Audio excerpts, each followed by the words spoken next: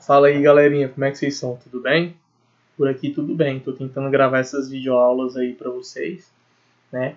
Para que a gente não perca o contato, para que vocês não desestimulem, para que vocês continuem estudando. Isso logo vai passar, logo a gente vai voltar a estar junto aí, apertando as mãos aí um do outro, né? Saudade de todos vocês. Bom, hoje para a aula a gente vai fazer uma revisãozinha básica de Reino Monera. Então a gente vai trabalhar um pouco do conteúdo que a gente trabalha em sala de aula com vocês, né? E na medida do possível a gente vai introduzindo conceitos novos, sem muito erro. Quando a gente fala então de Reino Monera, a gente fala de um reino que apresenta células extremamente simples. As células aqui são todas chamadas de células procarióticas. A célula procariótica ela vai apresentar um material genético circular disperso aí no citoplasma. Não vai apresentar uma membrana nuclear, uma carioteca. Vai ser desprovido da maior parte aí das organelas celulares. Vão possuir apenas o ribossomo como organela celular. Vocês bem sabem que essa organela celular ela é extremamente importante para a síntese aí de proteínas da célula. Essa célula aí, diferente dos vírus, vai apresentar DNA e RNA. É uma célula que vai apresentar uma cápsula, formada de peptidoglicano, que é uma espécie de parede celular. O citoplasma, no centro da célula, vai apresentar lá o seu DNA, o seu material genético. A gente pode notar disperso no citoplasma a presença de alguns ribossomos. De vermelhinho tem a membrana plasmática. De azulzinho lá no centro, preguiado, a gente tem o mesossomo. E na parte externa aí da parede celular, a gente pode ter cílio ou flagelo, que são estruturas que a bactéria vai estar utilizando para sua locomoção, para sua dispersão. Quem engloba o reino Monera? Então aqui no reino Monera a gente encontra bactérias, cianobactérias. Antigamente as cianobactérias eram conhecidas como algas azuis, e as arqueobactérias, que são os organismos aí mais inóspitos. Inóspitos não, pioneiros assim, que vivem em ambientes inóspitos no nosso planeta. Quando a gente fala de bactéria, todo mundo pensa, nossa, elas são malvadas. Não, mas não é bem assim não. A gente tem que lembrar que o nosso corpo, ele apresenta uma grande quantidade de bactérias, e essas bactérias elas não são nocivas, elas são importantes. Elas fazem parte da nossa flora, tanto interna quanto externa, e elas vão estar ajudando aí na composição do nosso organismo. Bom, as bactérias elas podem viver livres, isoladas, ou podem formar colônia. Elas podem apresentar cílios ou flagelos para locomoção, como eu já havia falado para vocês. E elas basicamente são classificadas em relação às suas formas. Então, quando a gente fala de cocos, a gente fala de bactérias esféricas.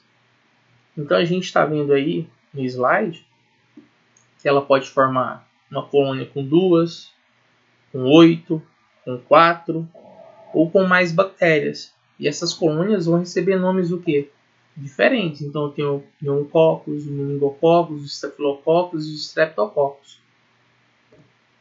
Os bacilos são bactérias alongadas, na forma de o quê? Bastão. Aqui a gente está vendo o anthracis e o bacilo de Koch.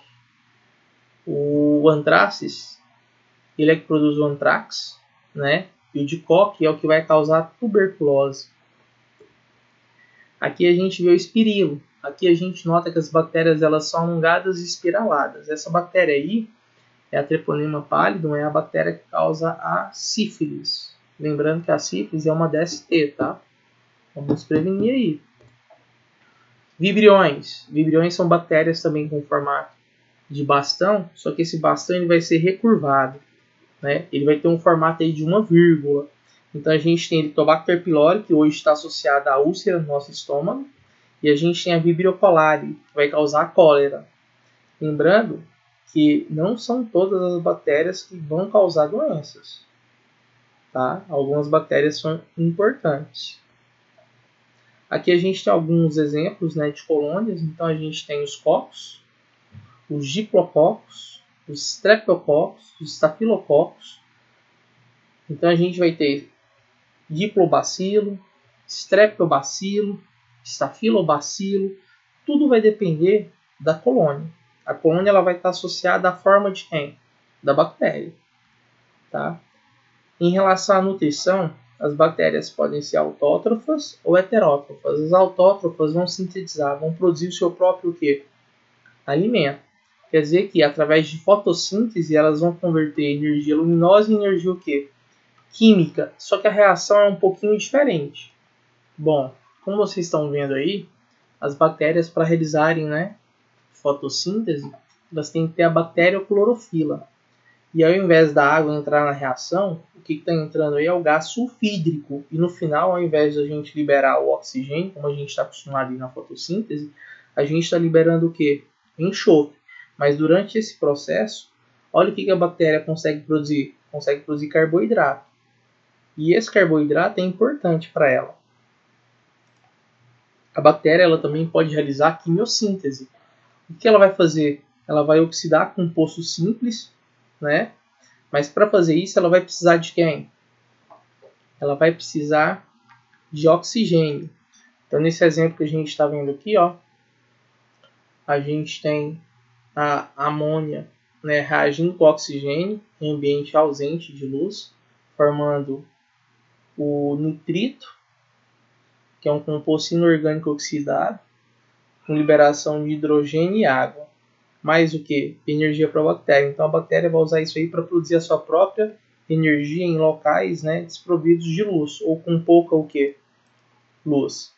Em relação aos modos de nutrição das bactérias heterótrofas, que são aquelas que vão precisar se alimentar de outros seres vivos, a gente tem as parasitas.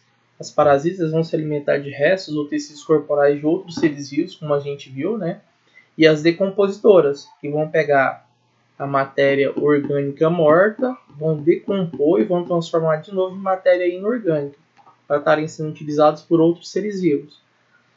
Em relação à respiração, as bactérias, né, são classificadas em aeróbias, que são aquelas bactérias que, para produzir energia, vão precisar do oxigênio para se manterem vivas. E a gente tem as anaeróbias, que são aquelas bactérias que não vão utilizar a energia, né? A energia não, desculpa. São aquelas bactérias que não vão estar utilizando o oxigênio para produzir energia. Dentro dessas bactérias, a gente tem aquela obrigatória, que é aquela bactéria que quando entra em contato com o oxigênio, ela morre. Que é o caso, por exemplo, da bactéria que causa o tétano. É por isso que a gente usa a água oxigenada como antisséptico, né? Porque essa bactéria, quando entra em contato com o oxigênio lá, que é liberado lá pelo peróxido de hidrogênio através da enzima catalase, né? Ela morre. E a gente tem a anaeróbia facultativa, que é aquela que consegue viver na ausência e na presença de quem? De oxigênio. Bom, aqui a gente está vendo a estrutura de uma bactéria e a gente está vendo lá em cima, né, o mesossomo, mais ou menos no centro da bactéria. O mesossomo está sempre ligado ao material genético bacteriano. O mesossomo ele vai funcionar como uma espécie de ponte citoplasmática em período de reprodução sexuada da bactéria. Como a bactéria ela pode se reproduzir sexuadamente, ela pode aumentar sua variabilidade genética. Essa variabilidade genética também pode estar associada, né, à incorporação de plasmídios, que são esses materiais genéticos extras aí em seu citoplasma. Eles é que vão conferir resistência principalmente a toxinas. Aí, o que seria uma toxina para a bactéria? Antibiótico, por exemplo. Como vocês podem ver, esses mesossomos são encontrados, né, nas mais variadas partes aí da bactéria, e praticamente toda bactéria vai o quê? Vai ter. Por que ela precisa disso aí? Para sua reprodução sexuada. Tá? Quando a gente fala de reprodução, as bactérias podem se reproduzir de maneira sexuada e assexuada, como foi trabalhado em sala de aula. De maneira assexuada, a bactéria ela vai se repartir ao meio, né, e vai formar duas novas bactérias. Ela vai fazer isso aí com um tempinho de 20 minutos somente. Então, como a sua reprodução é muito rápida, né, o efeito colateral é muito danoso no nosso organismo. Por isso que a gente usa os antibióticos, né, para estarem eliminando aí as bactérias. O problema é que o uso contínuo, prolongado, pode fazer com que essas bactérias criem resistência.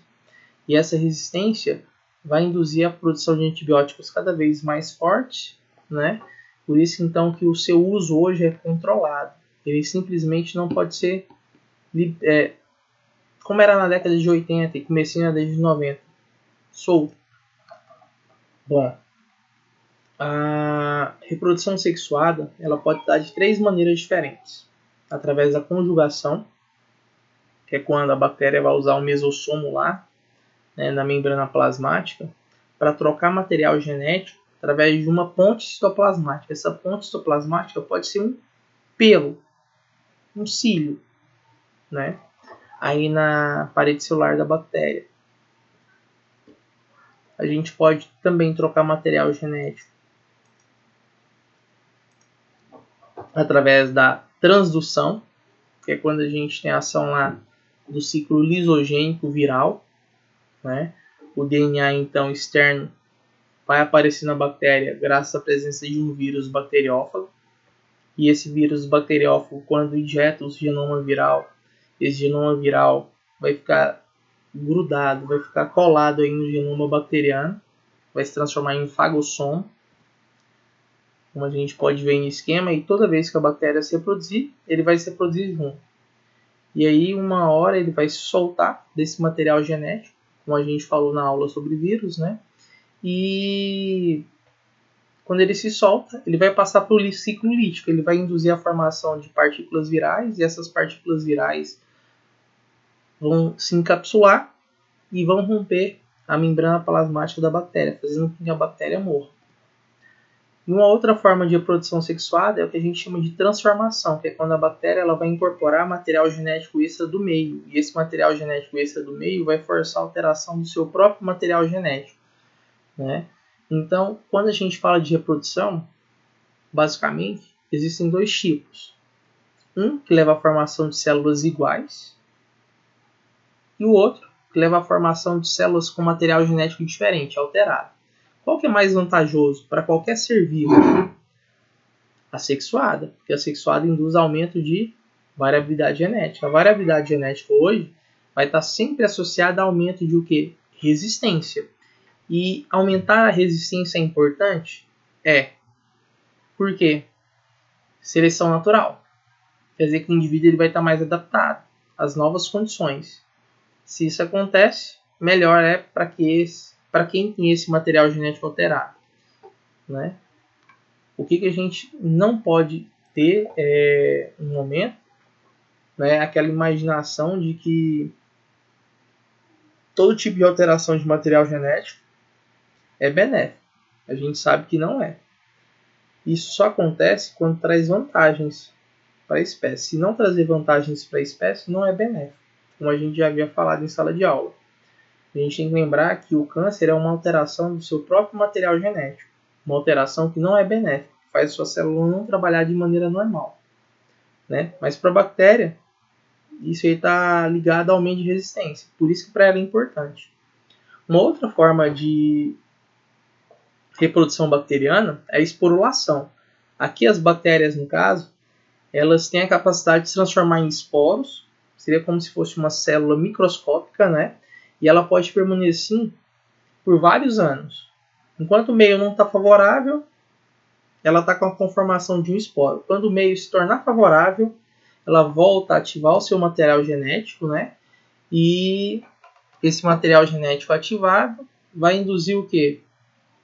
Uma nova reprodução bacteriana. A quantidade de bactérias, se o meio está favorável, vai aumentar.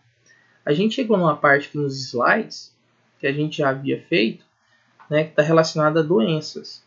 Bom, eu vou parar a aula por aqui, mas eu queria lembrar aos senhores que eu deixei um conteúdo aí, né, para ser trabalhado pelos senhores em casa essa semana, que seria construir esse mapa mental, né, a respeito aí do Reino Monera.